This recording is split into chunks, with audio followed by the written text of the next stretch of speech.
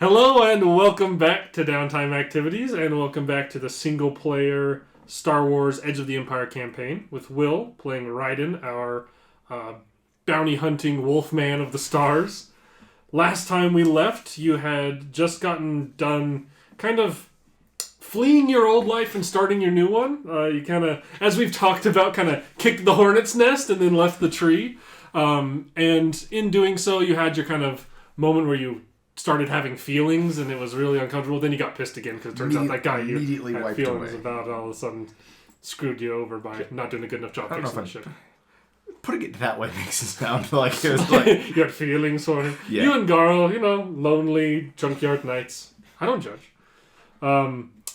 Anyway, after your ship kind of lost power in space, or at least lost thrust, you met a new, rather eccentric individual, an Alucern Karster, who ferried you into Mon Cala, in which you had some work done to your aggressor. Your ship has been kind of modded out and upgraded a little bit, spent some money and some time there. And a part of this deal was then you would go with him to help in the tracking down of a Kai Morel, one of these Baomar monks, and get his brain out of the spider robot. I was about to say, somebody wants his brain. Yes. While on Mon Cala, I'd like to make sure that my ship is officially named Blade in the Dark. Officially done. And with that done, and the...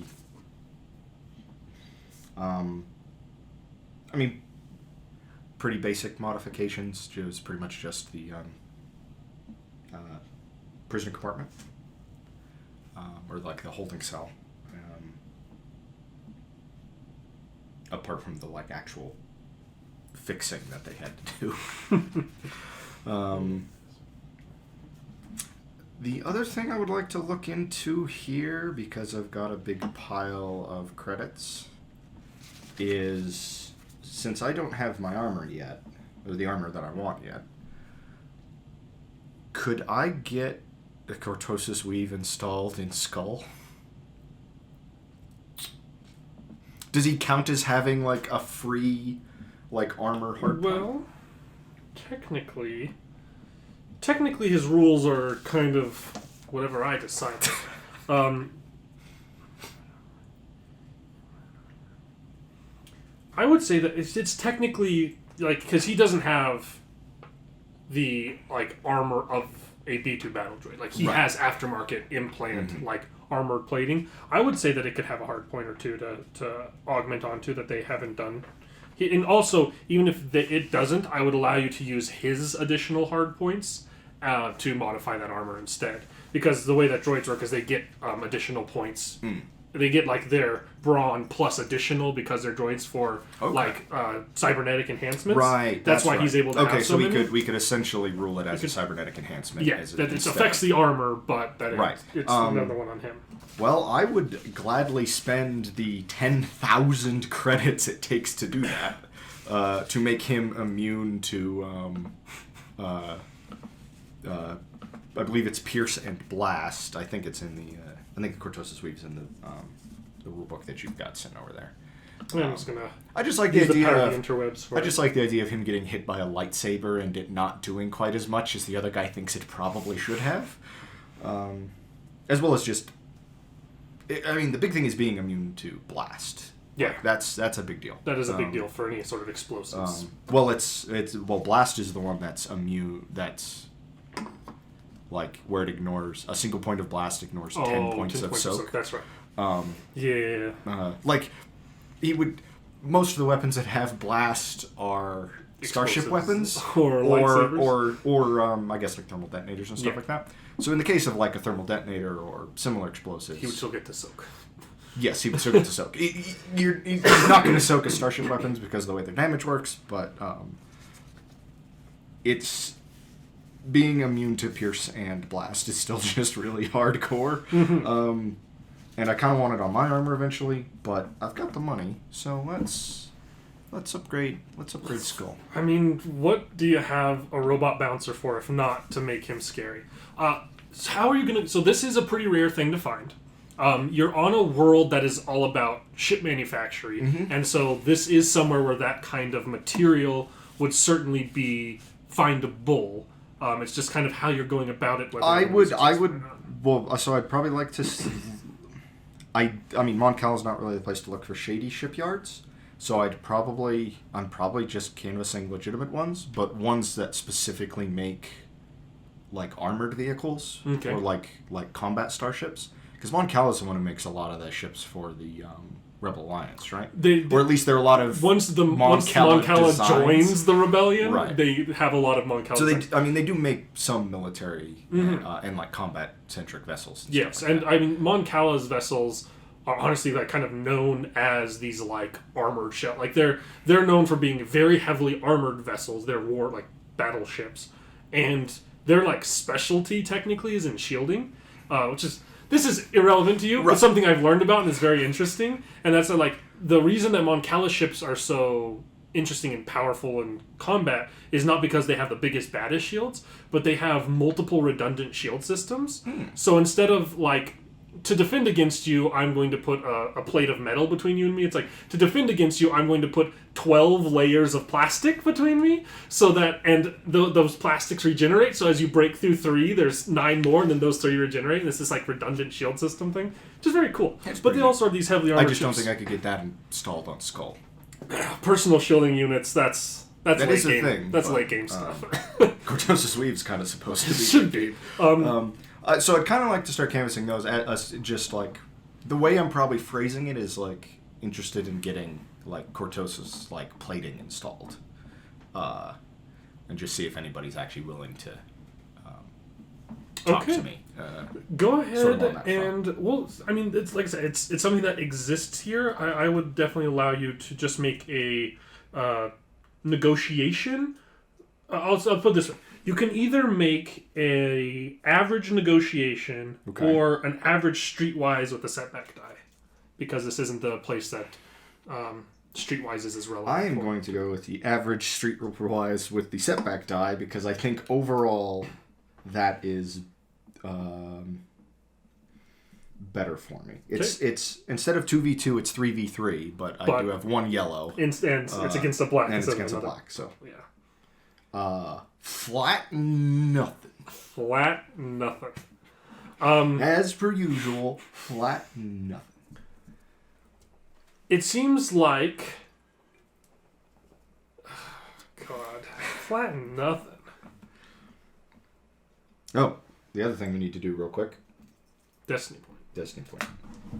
Good point. 2 dark Destiny side. points. Great. That's... 1 light side. You're welcome. Ah. What can I say besides you're welcome? Flat nothing. Reroll it. Okay. I want... this is one of those ones that kind of needs a definitive answer. And flat nothing doesn't make a whole lot of sense. I could do intimidation instead. You could try that if you like. It would change the result of success or failure. 2 failures, 1 advantage. You do not find a legitimate place that seems to be offering that. It seems like they're kind of hush about it, or they kind of seem like they shy away from us trying to sell specifically Cortosis plating to a spacer, and they seem kind of untrusting of you. But throughout your conversations with people, you do kind of hear a name repeated of hey, go try him. He's the only one who'll be dumb enough to just give some random spacer access to knowledge of where he keeps his amounts of Cortosis to this is valuable, so I'm sure you can go try and talk to this idiot. And the name they give you is Saz Hambic. Saz Hambic. Mm-hmm. Let's go talk to Saz, I guess. And they kind of point out we've really come full circle. He is literally operating out of the Garodas shipyard of Mon Cala. It is kind of, it's really less of it is a more legitimate junkyard. Right. It's got a landing area, and it seems it's the type of place where I needed an oddly specific Republic hyperdrive on a backwater planet. This is where you go. Yeah. This guy, you can tell, he's junkyard owner meets used car salesman, probably. Like, it looks like used ship salesman. There's lots of older, junkier ships for sale outside and stuff. Go ahead and roll me we'll call it just an easy perception as you approach his junkyard. I'm obviously I'm bringing Skull with me. Of course. Easy perception. What is my perception? Perception It is... is notice, not perception, right? And this, no, it's perception. It is perception. Again, every systems. Yeah, way too many systems at the same time. You totally made me lose my place. That is cunning, so that is 3 of these. 1 failure, 2 advantages. You... I don't know it's that, but just like kind of looking around his shipyard, it seems like I said, like he's got quite a few like kind of junkier ships for sale and stuff. You don't notice something, but something you do notice, something that stands out in this shipyard, is the fact that he's got a very like a small fighter that looks. Go and roll me a mechanics. Go and roll me an average mechanics check too, real quick. To see just how much you know of this. I really should up mechanics. I claim to be a mechanic and I make lots of mechanics checks, so I should really put some ranks to mechanics. 2 successes. 2 successes. You recognize this ship as a like this is why it stands out so much to you. This is like a Jedi fighter. Like this is like a end of war. Which are we talking about the little one with the 2 folding up wings on the side? The little one with the 2 folding up wings on the side, like end of war interceptor fighter, and you know that those are like that fighter is kind of sketchy to own because of the obvious implications of it. Well, I know they're also supposed to be pretty they're supposed to be pretty good. They're very high end like they don't have like hyperdrives, but they're very high end fighters for a very skilled fighter pilot. There's something like they're maybe designed for people with like a special ability to sense things before they happen. So they're kind of hard to fly, but really good.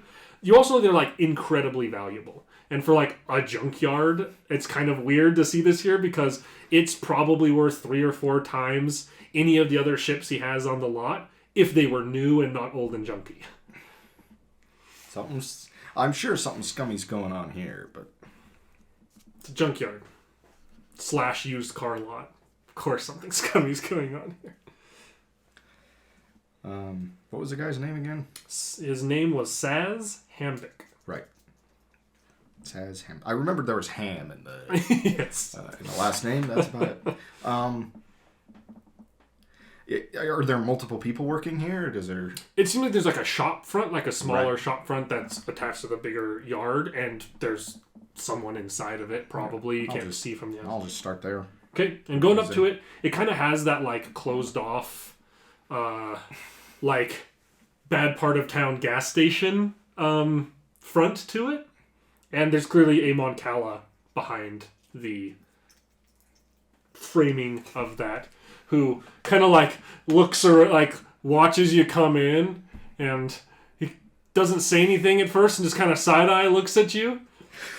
This whole campaign is gonna be me being I'm looking for this guy. Who are you? A bounty hunter. I'm not here for you. But like you walk in with the look that you have, and this guy seems to be like, "You here for me? Who sent you? You here to cause trouble?" I'm looking for Saz Hambic. Who's asking? If you've got a bounty on your head, I don't know about it. Well, then it's a good thing I don't. So that's Hambic. Pleasure to meet you. And he reaches a hand. I pull him out of the thing and take him immediately to the nearest lockup. Is that a B2? He says, looking at Skull over your shoulder. Well, was. I'll say something very different now. I understand from asking around that if somebody wanted to get some Cortosis plating installed, you'd be the man to talk to. Well, I'm quite the, let's just say I know my way around a blowtorch or 2. I could make it happen. I could make it work. What kind of Cortosis work are you needing done? What kind of quantity are we talking about? Him. Dear God. Dear, by the Force. Force be damned. Well, I think that this could be arranged. I think that we could make this work. Cortosis, though, it's not cheap. It's not cheap. It's hard to come by. I've only got a little bit myself stored up. Well, that's good, because he's not a ship. This is true. This is very true. The work, though, is a little bit delicate and could take a little bit of time for him. Let's put it this way. I work best when I don't have to worry about making money during the time I'm working. You know what I'm saying? I'm just staring at it. Let's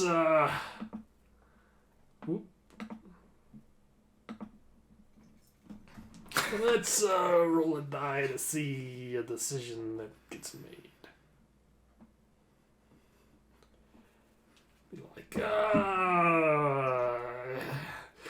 You seem like an upstanding guy. Let's call it 10,000 credits and we're square. Done. But I want to be very clear about what's going to happen to not just you, but this facility of yours, should anything happen to my friend here.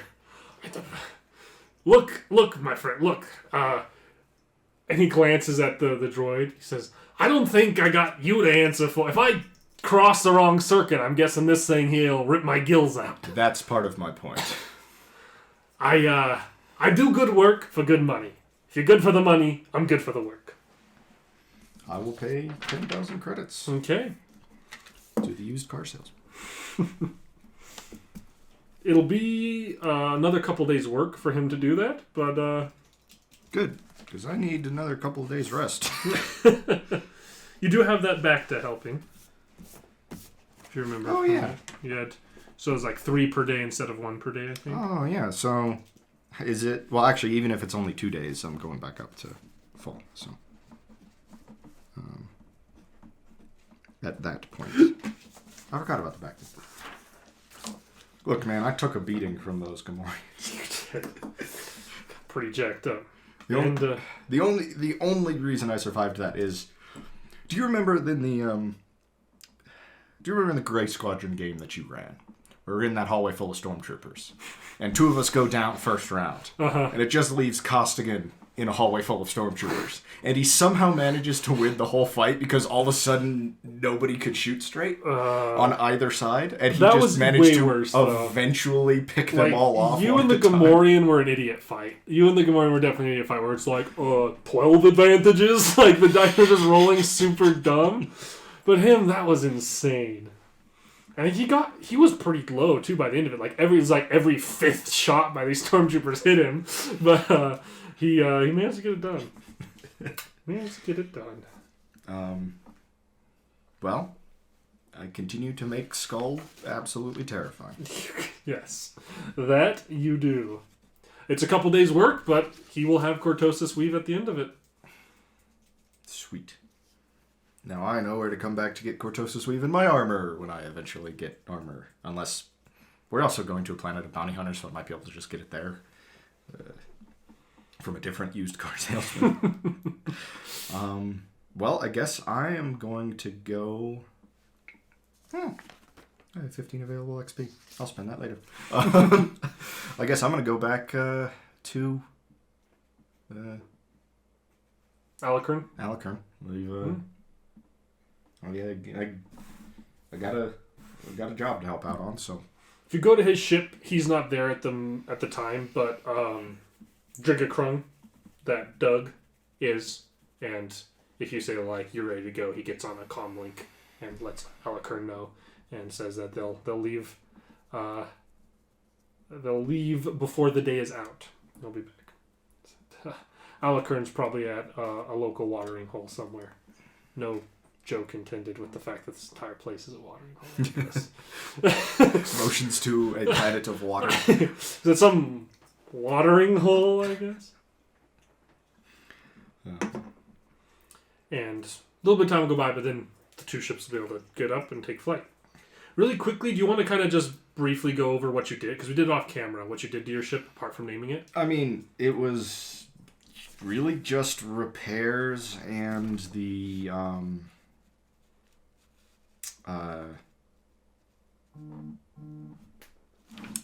my mind just went completely blank. Like the like prisoner like containment cell. You kind of got your internal setup where you kind of have a living area and you kind of set the back since it was like and storage since it was just kind of a blank slate. Apart from that, stats are still the same as they were. I didn't spend the money on any other upgrades for it at the moment, partially just because I wasn't sure really at the time what I wanted to do, and then some of the stuff I ended up deciding I wanted to do better done elsewhere. Fair enough. Than legitimate shipyards. I find my next sentence to be somewhat beautifully contrasting, yet a very strong metaphor. The freedom and the knife in the dark take flight together. One tends to accompany the other. Sometimes. And you guys are on the move. You are flying to the planet Teth. Which in a galactic sense of like kind of the map going out towards the outer rim, you kind of have like hut space, Nar Shadaa. Mm-hmm. You kind of went out and around over here to this like further outer rim spot that's Mon Cala, and Teth is kind of like a right angle between those two. Okay. Like it's further into outer rim from hut space, but probably about parallel and outer rim with Mon Cala. So you've kind of just done a big triangle at this point. And Let's hope I have no reason to close the loop. Well, the session is young. We will see. And you, the two of you, take flight. There's enough hyperspace lanes and whatnot. You guys have navigation ability with nav computers to make it to this planet. And you arrive outside the planet Teth. I'm interested to see what all ends up going into this. I mean, not that like go get this guy's brain is necessarily a simple request, but like I'm just interested to see like what happens here. Is it like the one in Star Wars where it's wandering around in a Hutt's palace? I hope not. I've pissed enough of them off already. And go ahead and roll me an easy underworld knowledge. Easy underworld. That's just barely my advantage. One advantage. You would know that there is a hut here. You know that like you don't know exactly what the setup is. You just know that this planet is like seen as like a bounty hunter's planet and that there is a hut that runs it. You don't know specifics. And apparently a hub for weird spider monks. So there's at least one here. Spider monk does whatever a spider monk does. There's at least one of them here. So. No way to find out if there's more. That's to get jumped by them. Well, hopefully we don't have to like figure out which of these dozen spider monks' brains we eat. Because I feel like at least with look, there's at least one morally gray person on this venture. That would be me. So my solution would be, let's take all of them. Let them sort it out. I mean, it seems to be, this is more the Freedom's gig than it is mine. So I think I'll just kind of follow them in. Yeah, kind of follow in and, you get hailed on comms by Alikern saying that he's been hailed on comms and he's got a spot to land. And there is like, it's not literally a planet where everyone who lives there is bounty hunters. Like there is other city spots to land and stuff. Probably places where a lot of shop owners have to have some grit because a lot of their customers are spacer bounty hunter assholes. But you're able to land in a landing area and the coming out of his ship, let me make sure I have. He's going to come out in his his Trask AA5 heavy speeder truck. and it'll be him and SARD 561, Trigger Krug, staying back with their ship. And he kind of pulls up to you and says, "Hop on in." Well, if he's leaving somebody behind to watch his ship, that person can stay behind and watch my ship. So it's me and Skull going. Right on. He's gonna say, and he's kind of gonna get into the truck. He's gonna be like, "Right. Any idea where to start?" Excuse me, he's a bit more posh there. Right. Any idea where to start? Do you know anything about the guy we're after? Well, Brain we're after? he's a brain in a jar who climbs around in space. My understanding is that this planet is somewhat of an, for lack of a better word, ancestral home of this order of monks. There quite a few of them were here at one point in time, though the Hutts have more or less taken it as their own at this point. I'm not sure specifically where he'd be at, and I'm not exactly sure how to go about asking. You see, normally I would go to the largest, most unscrupulous place nearby and start asking around. But that, unfortunately, for this place, would be Nergi's castle temple thing he lives out of. And I don't really want to go to a place full of bounty hunters and be like, "I have this really lucrative bounty I'm after. Could you help me find it?" Because then they'll probably just gut me and take the money for themselves. So are you asking me to do it?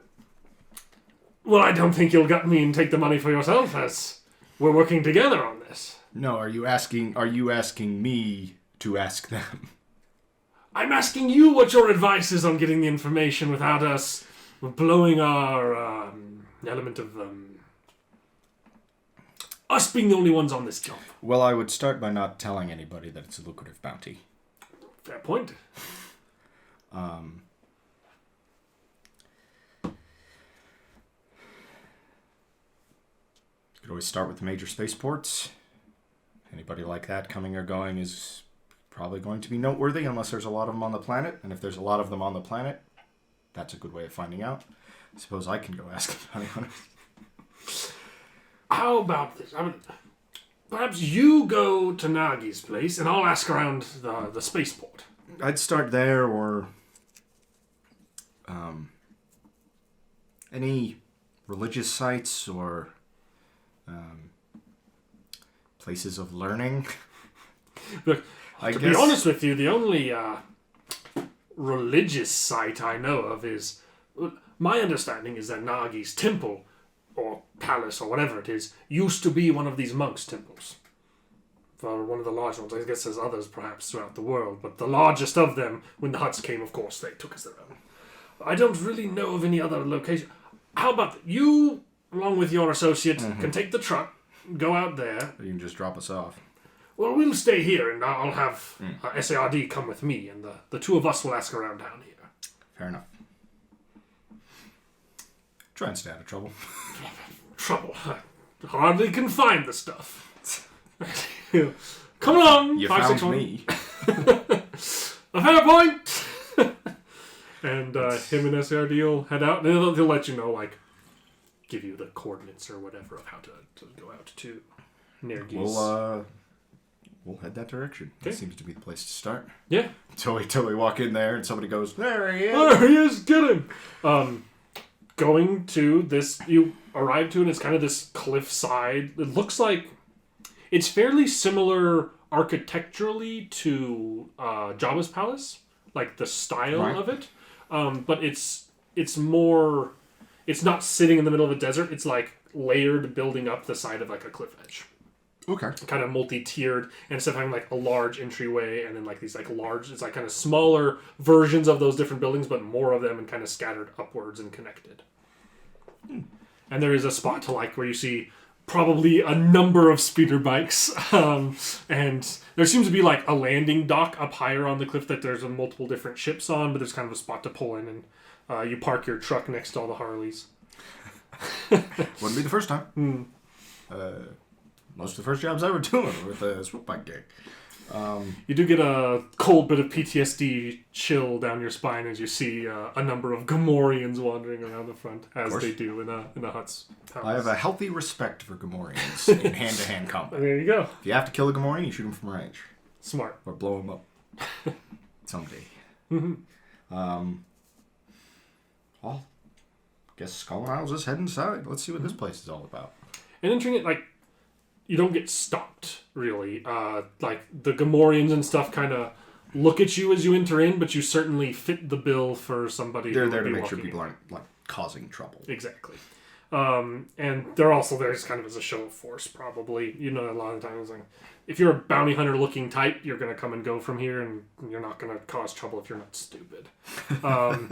And so you're able to kind of enter in, and the setup of this, it's very similar conceptually to Jabba's, like, conference room area, like his area where everyone's hanging out, except it's a lot larger and more bar-like. Like, inside there, there's, like, a long bar throughout there that has multiple different droids kind of manning it, going around, and there's lots of tables and stuff scattered around, and it kind of is instead of being like a big square room, it's like a long hall almost that's fairly wide and has tables and chairs and people having conversations in quiet corners and stuff all throughout it. And kind of set at the far end of it, there's this thing that looks like it was probably at one point almost like a raised dais or something that was like, maybe there's like a statue there or like a site for people to pray. Like, it was like some sort of like probably holy site that's been torn down, flattened out, and turned into a cushy seat for a hut that looks like... You've seen Jabba the Hutt. You've seen those movies. He looks similar to Jabba, but like a ripped Jabba, if that makes sense. Like, he's this big slug man, but like he's got like defined muscles along his arms and stuff, and looks like a pretty bulky, strong hut, and kind of set into the back there. And he sits there. Of course, he's probably got like some assorted female aliens chained to his chair because he's an asshole. Because he's an asshole hut, and that's what asshole huts do.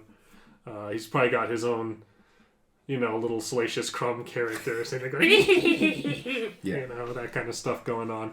But everyone in here seems either like staff or bounty hunter to you. Like, the people around are either like Gamorrean guards, kind of heavies, dancers, singers, performers, bartenders, bounty hunters. There's not like locals hanging out here. Everyone in here seems like armed to the teeth. Talon Murthus wouldn't happen to be in here, would he? Go ahead and give me a perception. Him, I'm not worried about recognizing me. I think that one I probably got away with clean-ish.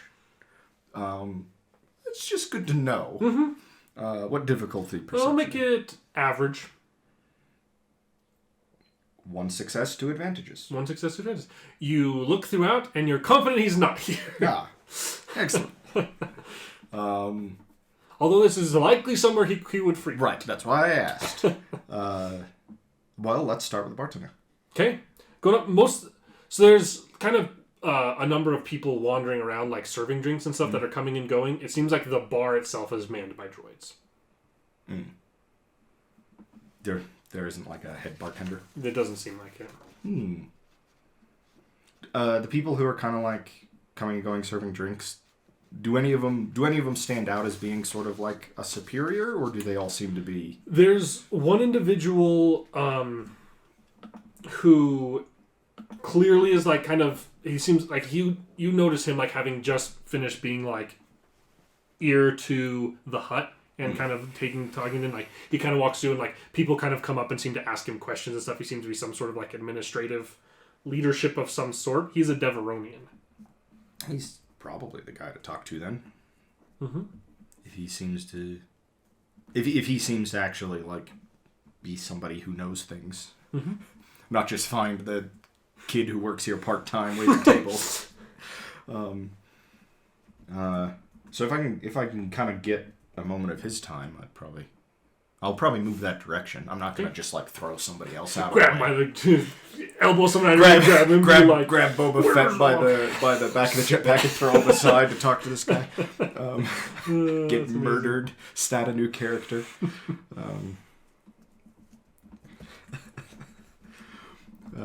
You didn't know this entire campaign was a flashback episode of Book of Boba Fett. There's enough flashback episodes in the Book of Boba Fett.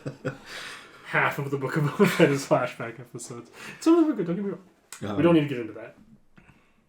Yeah, I'll head his direction and see if I can kind of get a moment of his time. Okay.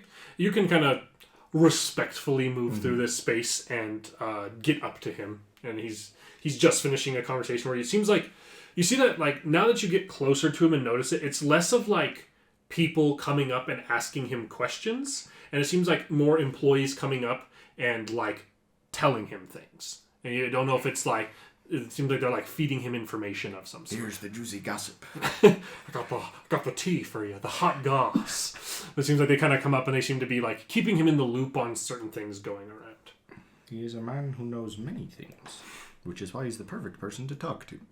But will he share any of those many things? He knows many things, some of them true. Oh, that's good. Me too. I know a couple of true things.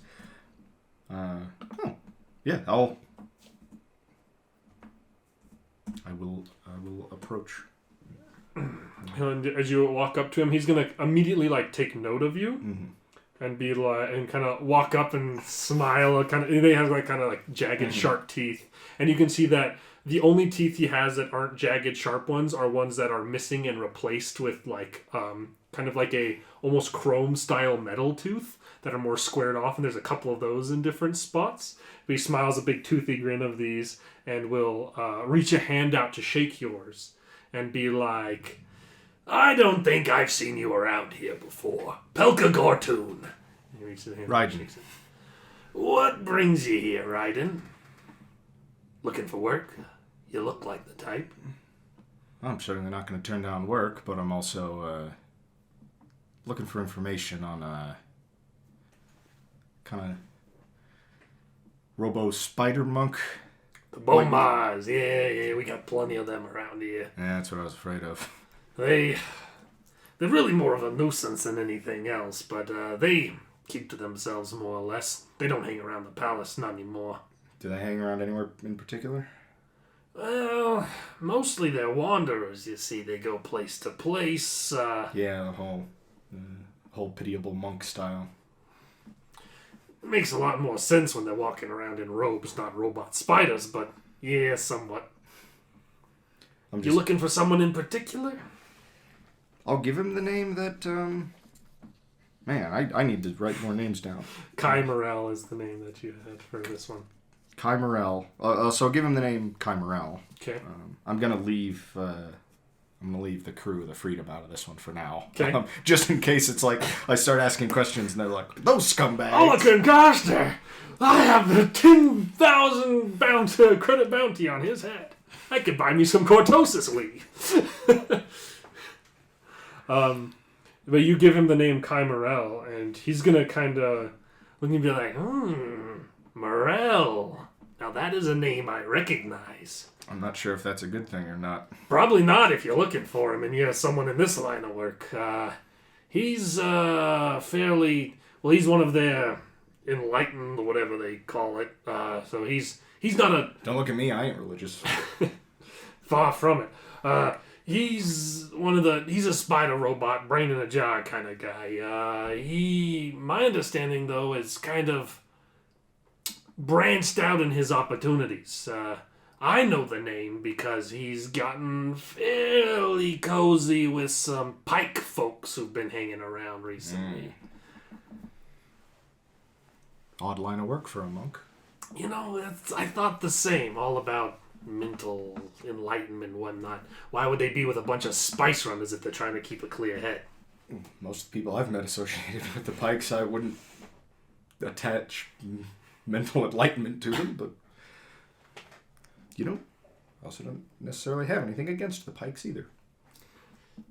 Pikes, it's the circle of life out here, you know. They're part of the... It's a pikey pike world. It's a pikey pike world.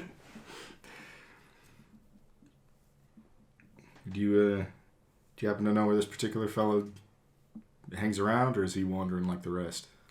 Well, they all wander. I might have a bit more information, but to be honest with you, I've told you a lot and I've heard very little. A little more understanding of why exactly you're looking for this fella and what you're looking to do here in the boss's planet would mean a lot. Well, I'm looking to hunt bounties. But at the moment, suppose this is hunting a bounty. Somebody put a price on this guy's head. Head. Brain jar. This guy's a lack of head. I'm looking to hunt bounties, but repaying a friend for, or not even really a friend, an acquaintance for bailing me and Skullhair out of some trouble. Of course he did. He says, like, eyeing up and down this unit that you're creating next to him. And he'll be like, well, seems a fair enough pursuit. So it's not an official bounty. It's more of a friend, a helpful task for a person who's bailed you out. Somebody's paying a friend of mine to find this guy. That sounds like bounty hunting to me. Interesting. Wonder if he crossed the pikes. I've heard nothing from our side of things, and I can't imagine imperial bounties on his head. Knowing the guy I'm working with, he could be paid. It could be just about anybody. It's hard to get a read on the guy. Usually a good kind of friend to have, but a dangerous one. I don't 100% trust him. Well, Riden, my friend, let me say, you seem on the up and up. You haven't caused trouble here. Seems like you're going to be doing some work here in the future, and let me put it this way.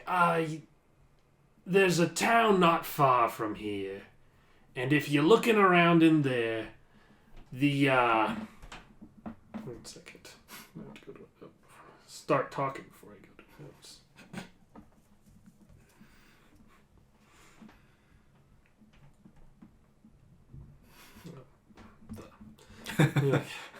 The temple's a good place to get some spice, if you're looking for it. I hear, though, you got to know somebody.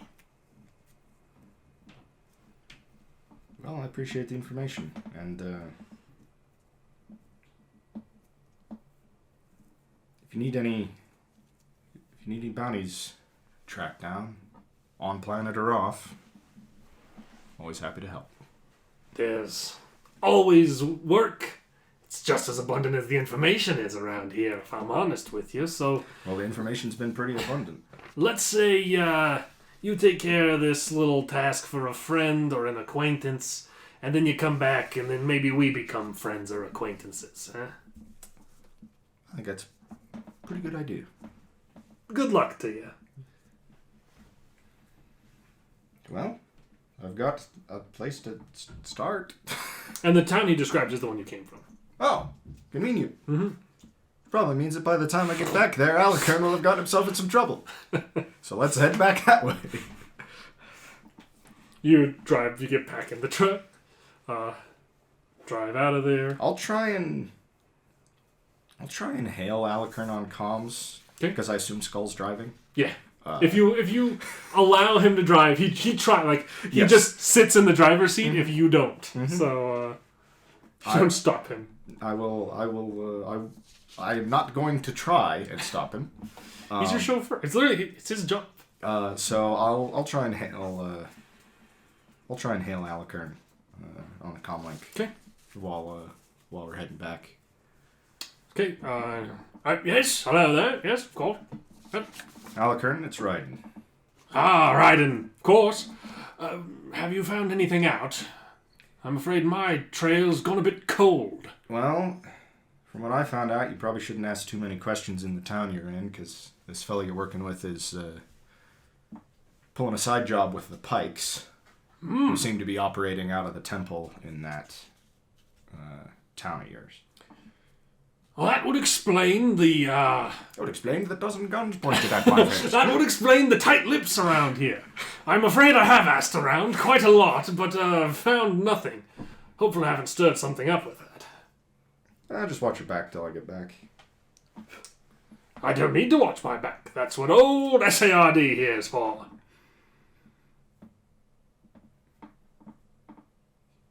But hurry back. Well, Skull can't drive much faster, so... He is hauling.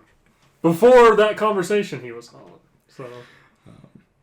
So he didn't need to worry about that. And entering back into town, you kind of pull up and you see kind of the tail end of a conversation where Alucard seems to be like diffusing a situation between him and three people that look kind of like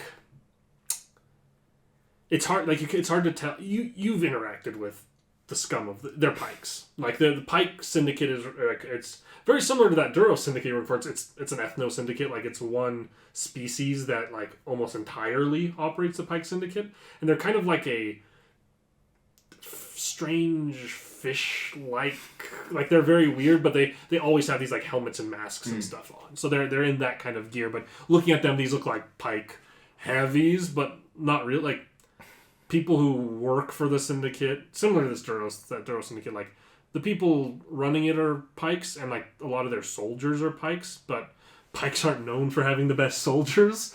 They're not like these big intimidating things. It's more about like numbers and accumulation of wealth and resources. That's their strength than it is like they're not Black Sun mercenaries. They're just guys with guns who have good business sense. Well, I'd like to walk right up behind them. I'm sure they'll at least hear Skull coming. Yes, but and like as you're walking up, it seems like they're starting to walk away, and probably seeing you does not halt that. If anything, it hastens that. And you kind of come up behind Alucard, and he's just kind of, no. Ah, good to see you. I believe you're right about this whole pike connection. These folks just came up and they think they're quite intimidating, telling me not to ask around. I told them that I would that I would cease and desist, of course, immediately. But I intend to do no such thing. I would expect nothing else from you, Alucard. Seems you've learned me already, my good man. This being said, you mentioned a temple. I was able to find a building in town. Saw a number of them hanging about around it, which would make sense. It is an old, probably one of these monks' smaller temple buildings that seems to have been repurposed into a canteen of sorts. Well, that's probably the place to start. Well, I guess all this shoots down the theory of it being the pikes who hired you. Wouldn't work for them. Not upstanding folk at all, the pikes. I wouldn't trust a pike.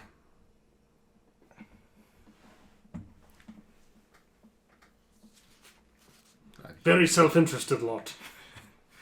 Who isn't? There's good people in this galaxy.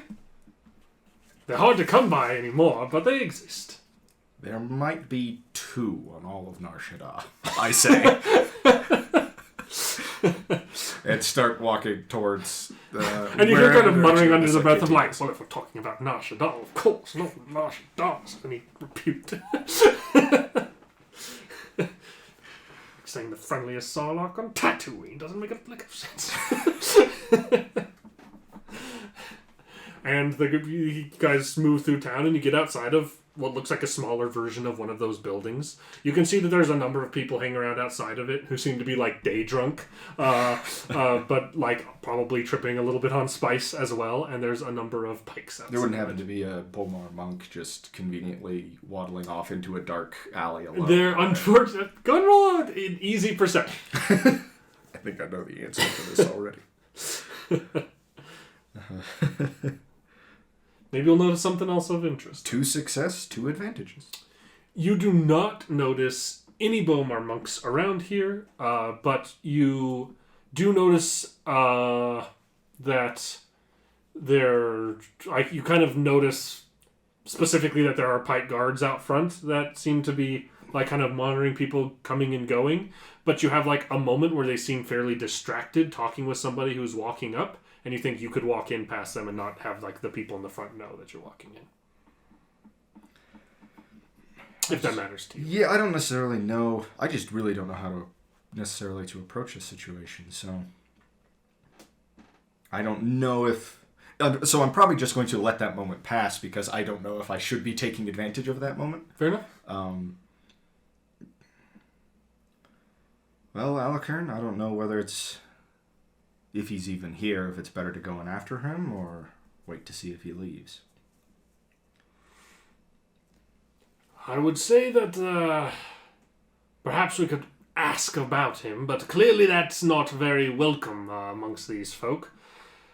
Don't really want to anger them, and can't exactly go in guns blazing. Wouldn't want to raise that sort of trouble. I'm not exactly sure what to do in this situation. I'm not sure if we're going to see a spider crawl on out of that door later on this evening or not. Could always try and take a heavy-handed approach. The pikes tend to be fairly...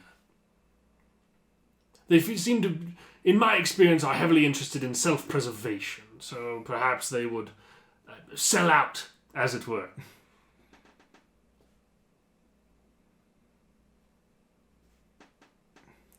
I'm just going to walk in. Okay. I'll motion for Skull to follow, whether Alucard wants to follow or not.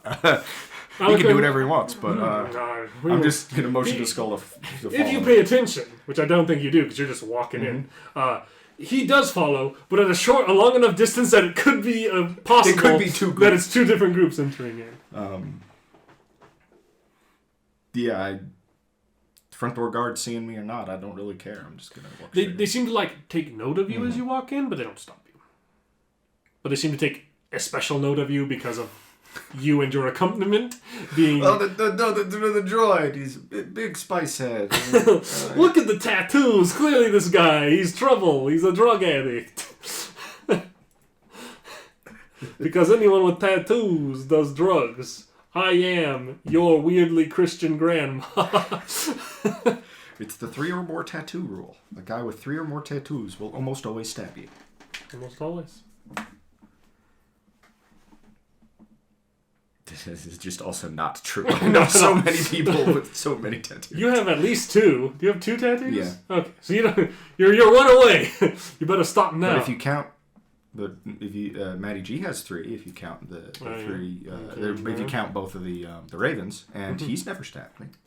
And Jocelyn has a metric fuck ton of tattoos, and I've never stabbed me. I've never seen her stab anyone or heard any stories of that. There you go. I'd be less surprised if she stabbed somebody than Matty G, I guess. But I've never seen any of her stab anybody. I don't know. Matty G's got that salt. I feel like he could. It's true. Anyway, entering into this place. It's inside. It's kind of sad and dark and not very nice. Like it's a lot less cantina and a lot more drugged in. Yeah. Like there's mostly just like people riding their highs or kind of coming down off of them in kind of different little recess spots around this place. There's not a Bomar monk stretched out on some cushions somewhere. There's not a brain sitting on a pillow getting massaged. Somebody's been sprinkling spice into his jar. It's just pretty amazing. The thought is pretty amazing. And there is like a bar front, right. And there's a number of these kind of pike folks wandering around, and there seems to be one with a little bit more elaborate of a helmet headdress on behind the bar itself. I guess we'll just head for that fella. Okay. I'll tell Skull to watch my back. All right. If somebody tries to come sneaking up on me, they're going to have a bad day. Walking up to him, he...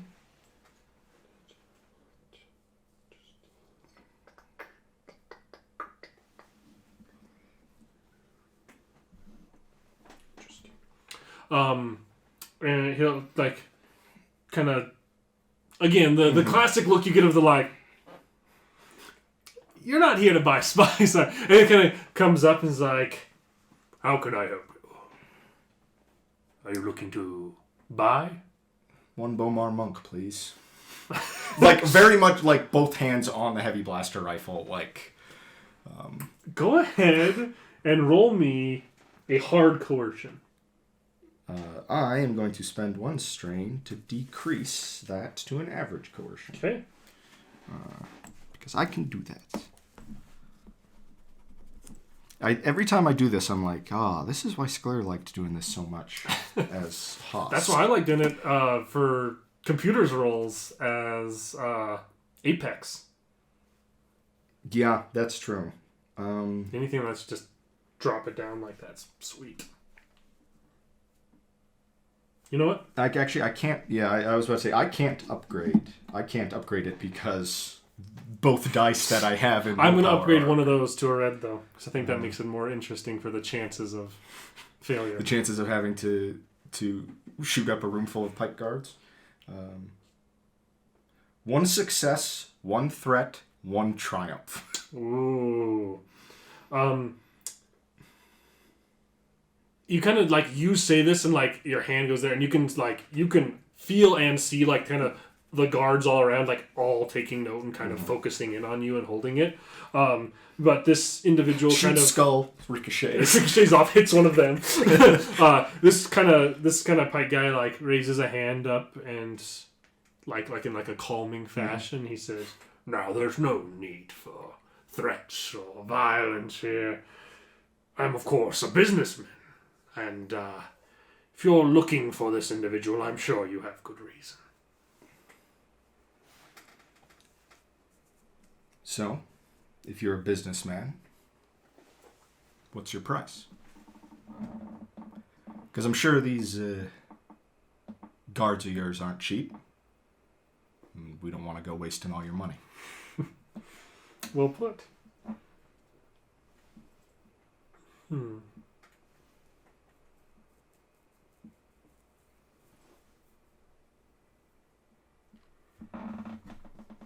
And at the end of the day, if he's drawing attention like me, he's bad for business. Give me an average negotiation really quickly. Huh? Why am I being so reasonable? That makes it... I need to just... Failure here isn't necessarily a bad thing. It's just success here is a very good thing. Flip one to upgrade one of these, because... Why am I always being so reasonable? 2 successes! All right. I gotta just threaten my way all the way through. I'm much better at it than like reasoning with people. Like, well, I believe that you could probably find him about in this place. He tends, you see, it's very interesting. The monks being these very thought-provoking and enlightened sort. It seems they've never had a really, you see, like, you can't see it because he has a mask, but you can hear him perk out-of-body experience. I'm afraid he's gotten quite hooked on spice. Let me put it, if you go to a room just about around the corner here, and he kind of gestures to a room around there, I believe you'll find him there. He probably will not go willingly, and I've kept the door sealed because I'm worried at the moment he may be having a bit of a bad trip. So long as that mess doesn't pour out into the temple, you're free to go with him. Leave everything else in there behind, of course. Can you stun? Can you stun a Bowmar monk? What does strain damage actually affect? I really should have bought a second restraining bolt. By this point, I'm a dingus. That was not smart of me. Oh well, all we need is his brain. That's right. I'll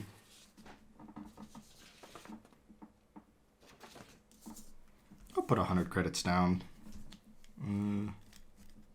on the bar. And once again, motion for Skull to follow me. Okay. If the other two want to follow as well, they can. You, like, at this point realize you can hear a conversation happening at the front door that's on the lines of, "What do you mean not welcome here? How dare you? I am here on important..." Seems like he's having a heated debate with the people. Yeah, knowing Alucard, that'll go on for some time. So I'll just go ahead and handle this. Okay.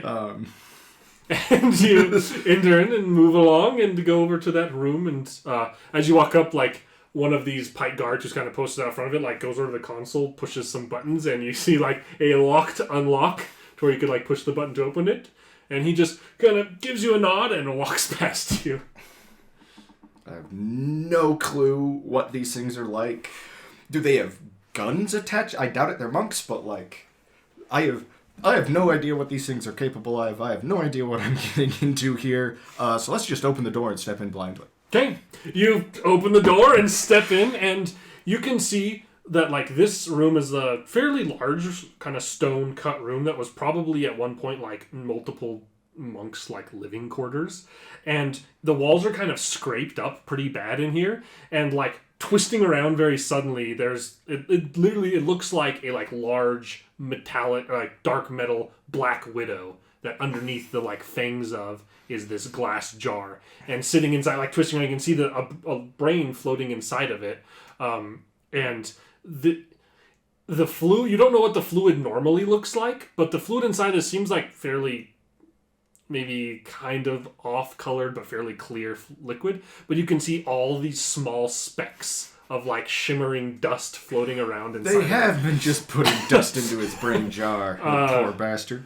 And this thing doesn't have eyes, but you'd assume they'd be bloodshot and crazy as they twist around and look at you. Can I make a quick mechanics check to know, like if I just take the jar, is that going to kill the brain inside of it, or how much of this thing I think I'm going to have to take? You'd think that there's a life support system that is part of the jar that's kind of affixed inside of this thing right now. Okay. You won't have to roll a check for this. Like, you think that if you hastily or forcibly pop the jar off of there without taking the full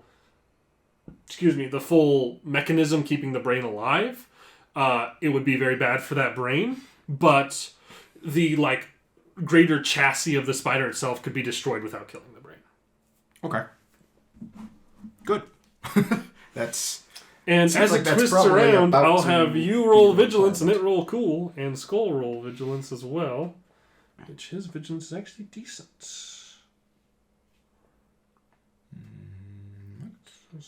Oh.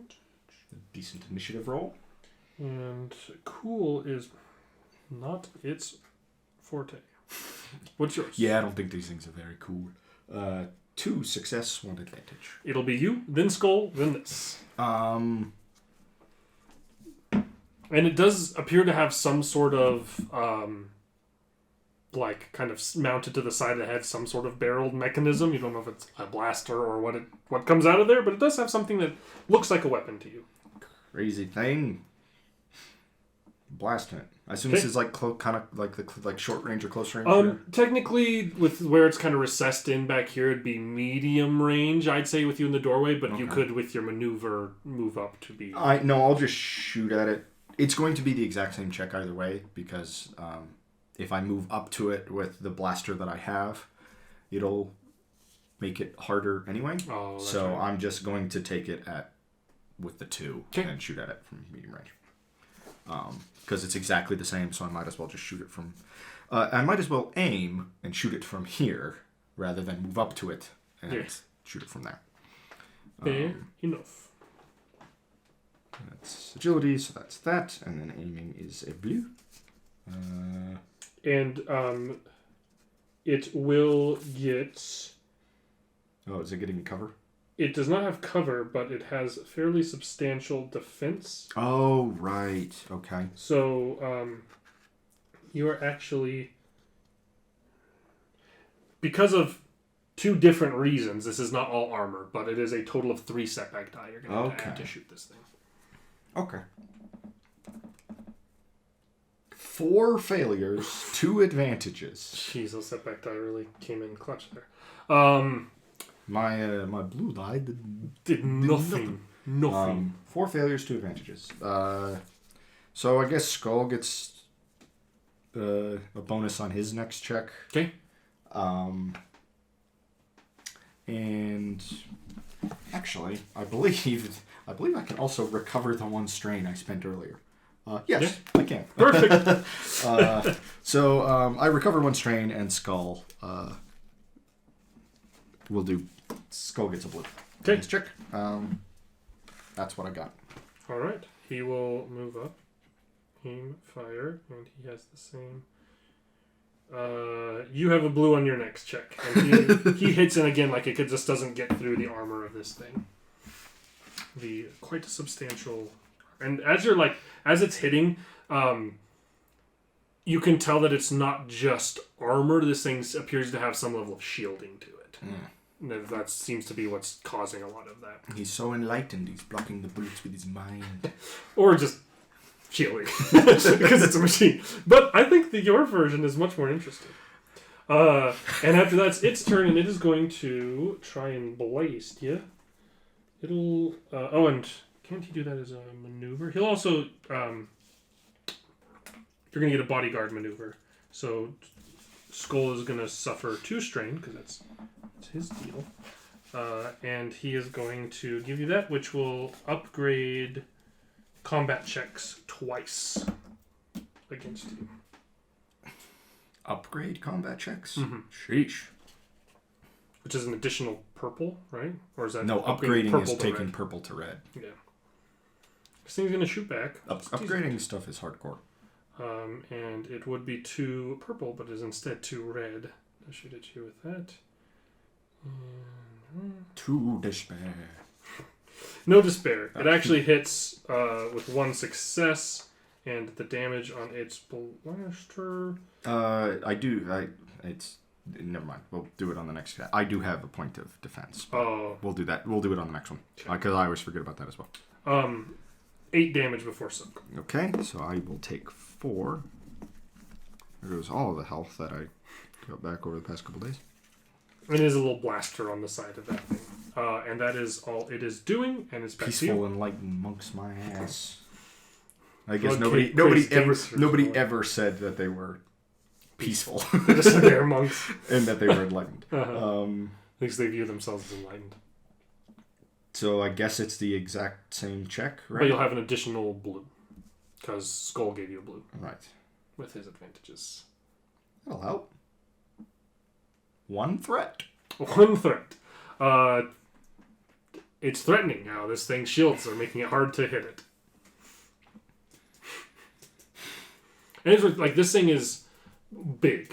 Like, it's not the size of a person. Like, it'd be a large-sized creature in D&D. Not a medium-sized creature. And then Skull will probably do the same sort of thing. So it'll be... Boop, boop, boop, boop, boop. Against... And actually, he'll move up into close range. And aim instead of helping you this time. Oh, thanks. 2 success. And he'll blast it. 2 success plus 7, so it'll be 9 before soak. Soak is that, so he'll deal that. Okay. And go ahead. Are you wondering why that's written on there? Yeah. That's from Metroville. Oh, okay. Oh, yeah. Yeah, I saw that earlier. I was like, why does that note card just say only people? Only people. Oh, right. Oh, yeah. It's the monk's turn. The monk will blast at your droid this time because he's moved up closer. And he's got... It's close range. Cortosis doesn't add a point of defense, right? I don't believe so. I don't believe so either. But just checking. He's got some pretty burly soak, so that'd be 2 wounds. Assuming that it doesn't add a level of defense, which I will look into later. And then it'll be your turn. So it blasts out and it hits Skull. Okay, so I remove the blue for this one. Just try it again. 1 success, 1 threat. All right. So that is 12 damage before soak. That's... Soak's 5, takes 7, it had 6 wounds left, so you blast it. The first blast kind of from Skull kind of gets through the shield and kind of hits one of the legs and it's kind of still kind of limping forward, but yours hits more centrally, and this spider bot kind of drops down and is no longer functional. You alright there, buddy? So just like looks down at like the scorch mark on its chest. Roger. Let's unscrew this feller's brain. Roger. And go literally go up and just grab the jar, and it twists once, and then pops out of the bottom of this thing. I'll give the guy behind the bar the whole sorry about the mess. We kept it in the room at least. As you come up and say that, he's going to slide to you a hand grenade. A hand grenade with a pinpull. Gotcha. He's going to slide to you what looks like how do I describe it apart from this? It kind of looks like a vape pen. It's like a little handle with a button, and he slides it across to you and he says, "Thanks for keeping the mess in that room." Thanks for keeping the mess in that room. I kind of switched back to the Deveronian. Takes helmet off, it's the Deveronian. Well, what can I say? You're moonlighting as a pike? Does the hut know about this? And he's going to give you... That is basically something you could press the button and... It's a huff of Kessel Boost spice. Kessel Boost adrenaline. Which, for the remainder of an encounter, will upgrade all combat checks once. So for the... it's a single upgrade to all combat checks for an encounter. You can take...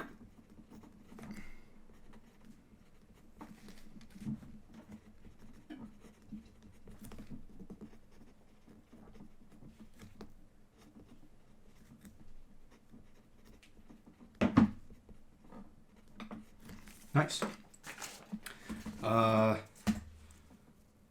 We'll head out to where I assume Alucard is still arguing with the fellas at the front door. No, nothing about armor, just immune. Their soak is immune to pierce and breach qualities. Okay, yeah. And yeah, what can we be like? But listen to me now. I mean no ill will in here. Alucard? And I'll just give him the jar. And the guard kind of look at each other. They look in, see that there's not a bunch of chaos or shooting, and don't seem to want to get involved. Looking at you and this droid, and he's just like, "Good day." Very well done, Ryan. Very well done indeed. Is this? Shakes it around a little bit. It's like a snow globe. Is there spice in here? Yeah, as far as I can tell. Junkie monk. Quite strange. Very strange indeed. Well, this is going to make extracting information from this less easy, but nevertheless, just promise it some spice. It might tell you everything you need to know by the time you get back. A fair point. A fair point indeed. Well, a pleasure doing business with you. Tucks in arm and reaches. Are you looking for any further work or anything along those lines, or are you planning on staying here for some time? Potentially both, I suppose. Says, what we just did was essentially bounty hunting. Somebody put a price on his, motioning at the jar, head. And we collected that head. says, well, You also haven't done me wrong at any point during this, so... So I'm afraid I don't exactly do this kind of work regularly. How about this? In celebration, come back to the Freedom, share a drink, and I'll give you a bit more opportunity at future employment. I'll hear you out at least. Very well. And you walk along the whole group back to the Freedom. On a ship, and something I don't know if I mentioned the sleeping area, the sitting area, the kind of bar area inside, is very nice inside of the Freedom. Kind of doesn't surprise me. Literally, he maybe has spent hard points on his ship to make. That's right. He has the improved suite the area he gets upgrades to diplomacy checks inside of this because it's that nice. I forgot. He's put money into that. I forgot you could. That was an optional. That was a thing in I think one of the expansions where you can you can upgrade the bar and like music and stuff in your ship, and it gives benefits. I forgot about that. It doesn't surprise me at all. And in this, he kind of sets this spice junkie monk brain snow globe on like a bar top, and like goes to a nice table and sits down. And he says to you, after you sit down there, I assume, it's going to be like, you seem an upstanding sort and the kind that I won't regret telling this sort of information to. I did not exactly tell you the entire truth when hiring you for this job. I have no employer sending me after this individual's brain. I was seeking it myself for information there within to help a cause, let's say. If you were ever in the looking for the line of work of something a bit more philanthropic, let's say, I am working in conjunction with a small group of people who's trying to make a real difference in the galaxy. The information in this brain, should I be able to decipher it, amongst his drug-fueled screams, I assume, will hopefully help in that cause. That being said, I don't expect you to to turn from a life of bounty hunting to follow a eccentric through the stars in some philanthropic quest. But should you find yourself wanting to make a difference in this galaxy, I think that Ventuine is a good place to head. And if you ask after me, you may find more work yet. Tell you what. I'll consider it. And in the meantime, if you need a hired gun, or two, I'll say. give us a call. And I won't do it for free, but you haven't done me wrong at all over the course of this. Whether it was you after the head or someone else doesn't really matter to me in the end. And that's what's so nice about you, Riden. Your high morals, yet shakiness on morals at the same time. And know that you have a friend in me, and should you need help, the freedom is typically available. I'm not entirely sure what that means, and I'm not entirely sure I want to know what that means. And you, my friend, are certainly salvage, not scrap. That goes without saying. I would say possibly a treasure hidden away in the galaxy, waiting for me to find. Alright, now you're getting weird. I have a hard time with metaphors. Thank you. And he gives you a firm handshake. Not that give firm. him a firmer handshake. You give him a firm handshake, and he reacts similarly to when he shook Skull's hand, where he's like, firm grip. And I suppose I'm headed back to... I mean, it seems like Palace? Yeah, it seems like I could probably just fly my ship over there if they have... Yeah, there's a landing site there. And so you finish sharing a drink, and you part ways. Alucurn aboard the Freedom takes off and seems to be heading back to the stars. And Riden, like, stepping off the ship, Riden has this, like... It's this, like, somebody just stepped on my grave feeling of, like... I'm going to hear from that bastard again. And whatever it is the next time is going to be so much worse than it was now. Yes, exactly. That exact feeling probably overtakes you. Like, and it's like, it's a moment of, like, kind of a pause and just, like, shake it off and, like, like, keep going. Riden doesn't believe much in, like, premonition and, like, I guess the Force, to put it that way. It's like whereas some people might, like, sense a connection there of like feeling like they're getting a glimpse of the future. Riden's just like, it's like, yeah, that's bullshit thinking. Like, it's gonna happen, but it's you're not psychic. You're lucky a couple times. Shut up. Yeah, exactly. You're lucky and good at statistics.